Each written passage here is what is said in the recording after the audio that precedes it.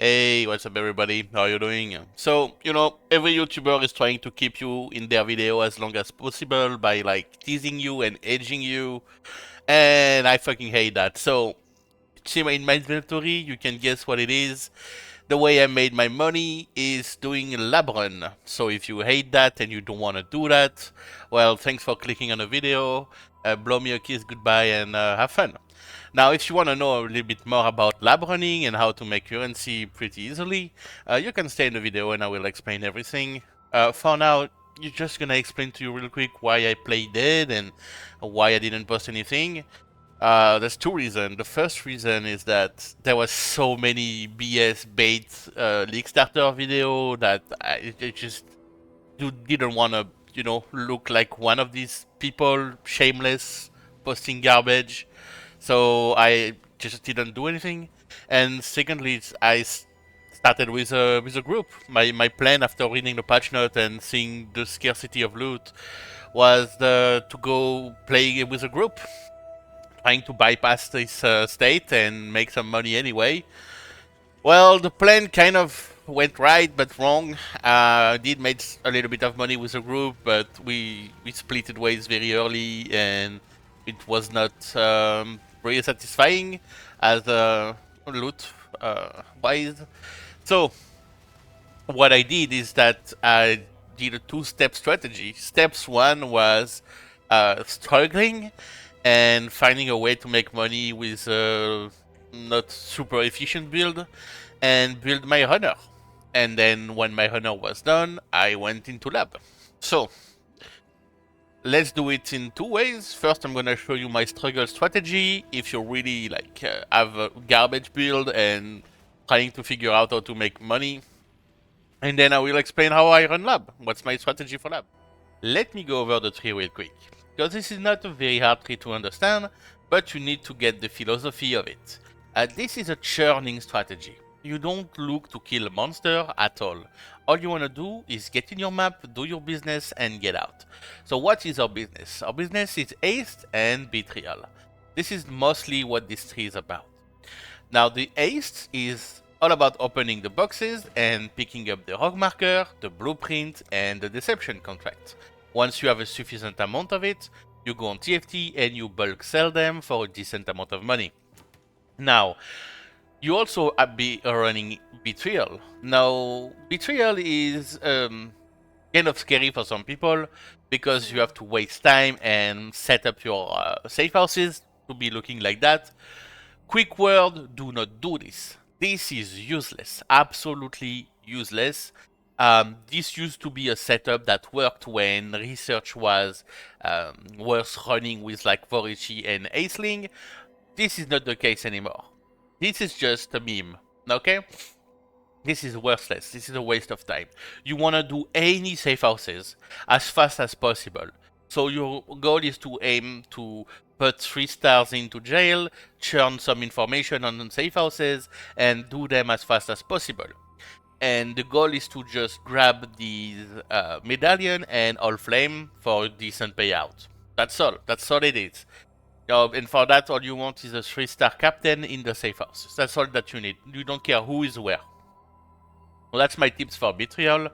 Now, you also gonna be running some other stuff, which are basically lottery tickets, right?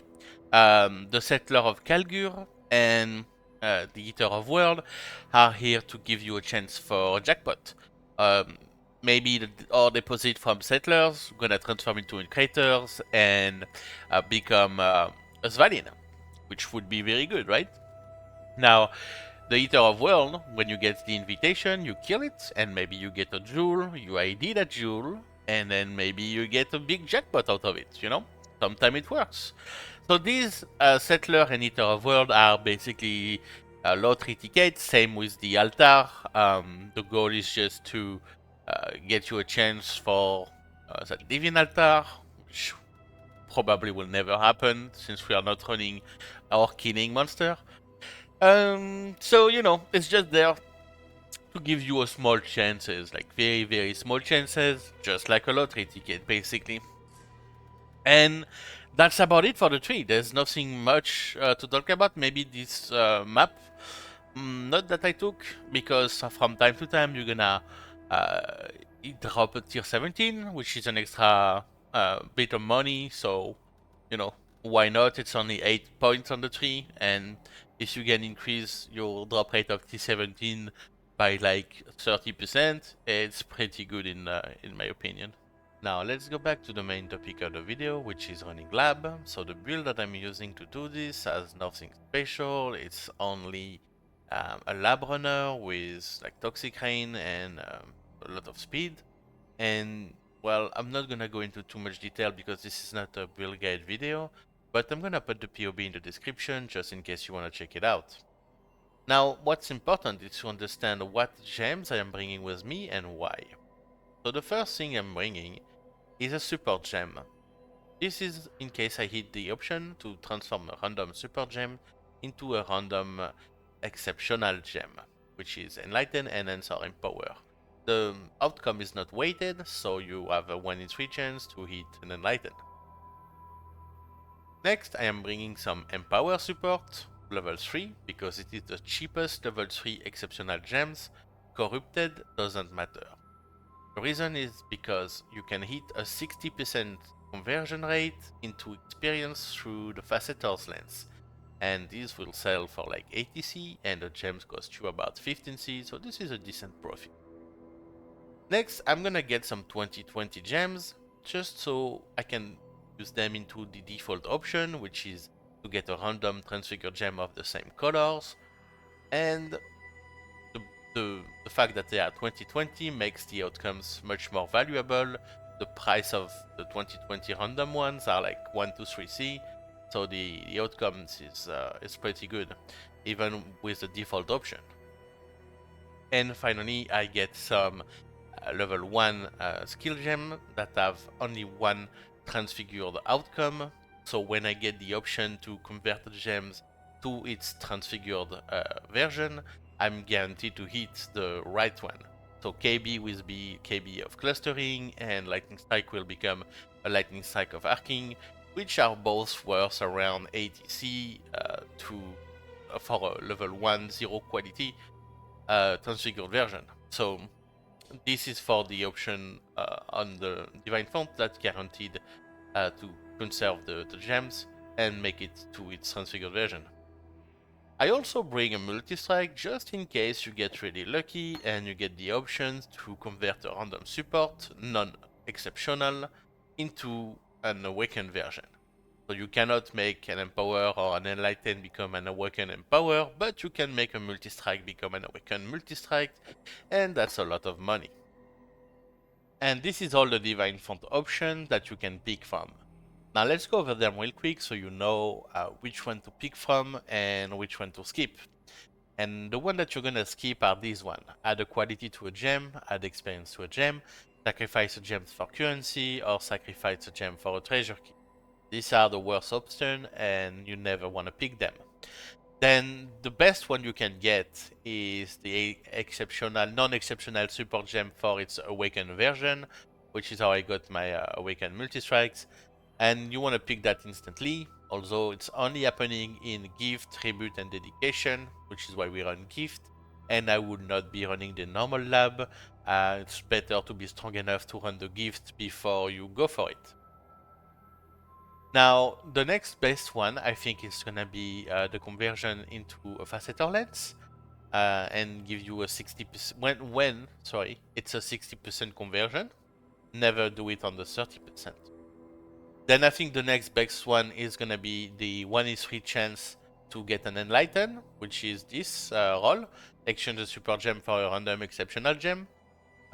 This is 1 in 3 chance to get an Enlighten, basically. Right? If you hit Empower on Enhance, it's just not as good, which is why I think Facetor is a little bit better, depending on the price of the Facetor lens at the moment, which we'll go over in a bit. Then the next best one is gonna be the guaranteed configured version from a non-configured skill gem, which is why we picked KB and the Lightning Strike, so you can guarantee the KB of clustering or a Lightning Strike of arcing. And finally, when you don't get any of the other options to pick from, you're gonna grab these, which is the why we have the 2020 gems, and you're gonna be rolling to get a random of the same color and hoping to get a good one. Now I'm gonna go over real quick how you can choose the gems and know how to um, pick it, basically. Finally, these two options never appears in the gift, so you don't need to bother with them. And now how do you choose your gem? Well, it's very easy. You go to economy, on POE Ninja, go to skill gems, and when you're here, you just look for level 20 gem of 20 quality, non-corrupted, and transfigured. And here you go. Here is your list. Any of these gems that you roll on the randomized version can be sold for a decent price, in my experience, up to Spark of the Nova. Everything that's below Spark of the Nova is gonna take a while to sell and it's not worth picking up. But everything above is fair game and a lot of money. Now you also can look for your 20-0, level 1-0 that you're gonna convert for the guaranteed conversion to transfigured gem. The only thing is you need to make sure that it doesn't have more than one. So for example, you see detonate dead. Well, you tap detonate and you can see you have another version that's worth nothing. So we're not gonna do detonate. Firestorm is the same thing. One is worth money, the other one's worth nothing. So what's the next one? Frostblink. Is Frostblink good? Yes. It only has one version. So what would I would just pick that one today. I would just grab some Frostblink level 1-0 from Lilith and put them in the guaranteed conversion in the lab and sell them for ATC. That's it. As you can see, KB of clustering also has one. Configured version, Lancing still also has one, so you can pick different versions, so you have more choices, and you're not tanking the market by yourself. Next, you don't see on this list the one that was at the top of this 2020, the Lightning Strike of Arcing. I don't know why POE Ninja is not updating itself, but the Lightning Strike of Arcing, if you look at it right now, it shows as 1C. But if you go to trade and you change that for non-corrupted and for instant buyout only, well, the price is not gonna be 1C. So I would also bring some Lightning of Arcing with me, just because you can guarantee them. Alright, this is actually the most valuable one as of today, and you should bring some of them with you just to transform some Lightning Strike into Lightning Strike of Arcing. Next is the facetor lens. So let's clear that out and look for the facetor's lens. The facetor's lens, once you do that search, you're gonna click on stored experience, and as you can see, you have some divine. You go to show filter at the bottom, Chaos Orb equivalent, you change to Chaos Orb and you click search, and as you can see, this is the 60% conversion, and you can see that they sell right now for 78, 77, yeah, about 70, between 77 and 80. So you can put them at that price range, right? That's how you price check for them, because you cannot use the store version into the filters. So what you do is just click on it, and it's automatically gonna filter by price. So yeah, that's about it really. There's nothing much to it. That's how you price check your facetor lens. Well, I think that's it, guys. I told you everything I do in the lab. I told you how I set up my character with my struggling tree. I don't think I left anything out. Although if you have any question, feel free to ask me. I always answer everything. So, yeah, have a good run, guys. See ya.